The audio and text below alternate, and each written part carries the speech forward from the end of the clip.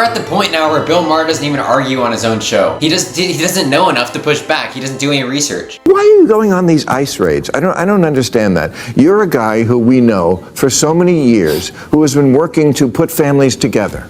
And now you're going on raids with people who are literally separating families. Explain well, now that to that's me. bullshit. That's not bullshit. Now They're not separating families? No. Look, if you arrest somebody that's a citizen that has committed a crime or is DUI with a child in the back seat, do you? Being undocumented is not a crime. It's a civil offense. So it's not even. We've decided as a society that it's not serious enough to warrant criminal punishment. It's a civil infraction because we have to essentially decide if you should be here via processes we have in the INA, right? We don't automatically say, this is bad, you shouldn't have done that, we're going to give you a criminal punishment. We say, we're going to put you in immigration court and you can claim some of the rights that you have in the INA, like asylum, or Convention Against Torture, or withholding of removal, right? There's tons of reasons why someone could be here undocumented legally. That's why it's a civil offense, because they should have a legal status. They just haven't gone through that process yet. So why make it criminal? And also, like, this idea that going after criminals is somehow new. Every single administration ever has done that. Like modern ICE enforcement, interior enforcement, even exterior policy is quite new. Most of it started with Bill Clinton, but all of these presidencies have been pretty good about focusing on criminals. And that's what Joe Biden did. Joe Biden's DHS memo essentially said focus on recent crossings because we can get them through expedited removal. His sort of framework for expedited removal was 2 weeks from the crossing and 100 miles from the border. Trump expanded that to 2 years and anywhere inside the United States, which is legal. I would say it's immoral, and with the process, with the legal sort of conception of entry fiction, I think it's legal, and courts have upheld that, I believe. But Joe Biden, that's why he had quite a bit of deportations, because expedited removal is a removal process. It's not a return process. He also focused on national security threats within the country, like same thing Trump ran on. He also focused on auditing businesses from the perspective of using undocumented child migrant work. And people like the marijuana farm raid, people are like, well, Trump is saving these children from slave labor. It's like, and I don't, it's not slave labor, it is illegal. These children are probably sent here by their families through the cartel to seek a better life, and they ended up working in this farm. Whatever. Biden did the exact same stuff. You can see near the end of his presidency, he caught these undocumented migrant child workers working at a Iowa pork plant, and they were doing very, very dangerous work, right? So this idea that everything Dr. Phil talks about, the Biden administration was doing very well. The stuff that is different is the blind workplace raids where ICE is arresting people based on the color of their skin, right? That's the difference.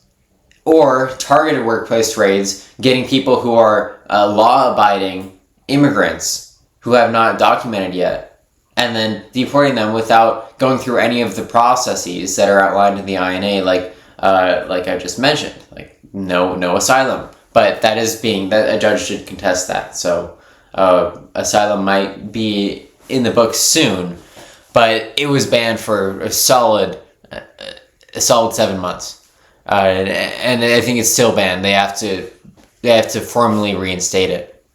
Well, let's keep going.